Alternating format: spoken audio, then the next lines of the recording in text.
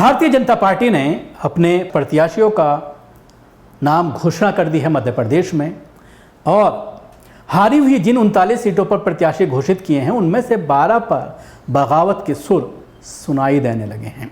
विधानसभा चुनाव 2018 में बागियों ने ही भाजपा के समीकरण बिगाड़ दिया था, लिहाजा इस बार वरिष्ठ नेताओं को डैमेज कंट्रोल में लगाया गया है। इसके बावजूद कुछ सीटों पर असंतुष्टों ने निर्दलीय चुनाव लड़ने की घोषणा कर दी है। भाजपा से पहली प्रतिक्रिया पूर्व मंत्री ओम प्रकाश धुर्वे की आई। उन्हें शहपुरा सीट से प्रत्याशी बनाया गया है। धुर्वे शहपुर की बजाय डिंडोरी से टिकट मांग रहे हैं। वहीं पिछले चुनाव में बागी बने और पार्टी छोड़ चुके लोगों को टिकट देने से भी कई सीटों पर भाजपा में नाराजगी सामने आ रही है। बागी भाजपा की चुनावी रणनीति पर कितना असर डालेंगे? पिछली बार इन 39 सीटों में से कहां बगावत हुई थी? बीजेपी उम्मीदवारों के सामने कांग्रेस की और से कौन कौन चेहरा होगा? ये तमाम चीज़ें ऐसी हैं जो ये दर्शाती हैं कि कहीं ना कहीं भारतीय जनता पार्टी के लिए बड़ी मुश्किल आगे आने वाली है। बीजेपी की पहली लिस्ट में पिछली बार चुनाव लड़ चुके 16 लोगों के टिकट काटे गए हैं। इन सीटों पर ही सबसे अधिक विरोध के स्वर सुनाई पड़ रहे हैं। घोषित प्रत्याशी को लेकर बुंदेलखंड, ग्वालियर, चंबल और मालवा निवाड़ में एक गुट नाराज है। केंद्रीय मंत्री नरेंद्र सिंह तोमर और ज्योतिरादित्य सिंधिया ने ग्वालियर, चंबल में बगावत के सुरों को साधने की कोशिश की है। दावेदार खामोश हैं, वो मान गए हैं या फिर समय के इंतजार में है, इसे लेकर पार्टी आशंकित है। एक महिला नेत्री इतने गुस्से में हैं कि उन्होंने सर्वे पर ही सवाल खड़ा कर दिया। बोली, ये कैसा सर्वे कि मेरी सीट पर ऐसी महिला को टिकट दे दिया गया जो पिछले पंचायत चुनाव में मुझसे हार गई थी।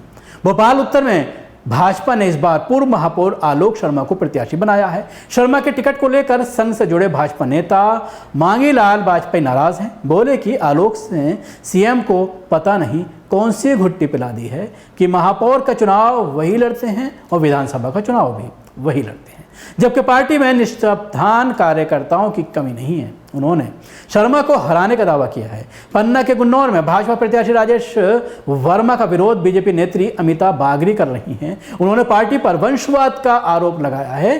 कहा है कि पहले पिता अब बेटे को टिकट दिया जा रहा है। पार्टी को सिर्फ एक परिवार के प्रत्याशी पर ही भरोसा है।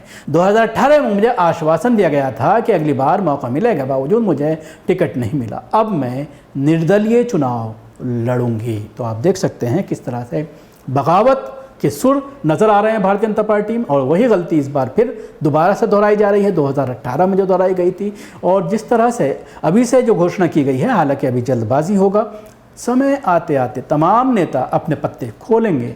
और जैसा कि आपने देखा था कर्नाटक में, जैसा कि आपने देखा था हिमाचल में भी कहीं ना कहीं असंतुष्ट नेताओं की वजह से भारतीय जनता पार्टी को करारी हार का सामना करना पड़ा था। इसी तरह से कर्नाटक में भी देखने में आया, और शायद अब इसी बात को दोहराता हुआ मध्य प्रदेश भी नजर आ रहा है। शुक्रिया। आपको हमारी कोशिश कैसी लगी ज़रूर बताएं। हमारे यूट्यूब चैनल को सब्सक्राइब करना ना भूलें। इसके साथ ही बेल आइकन जरूर दबाएं। अगर आप ये वीडियो फेसबुक पर देख रहे हैं तो पेज को लाइक करें, उसके साथ ही फॉलो भी करें। धन्यवाद।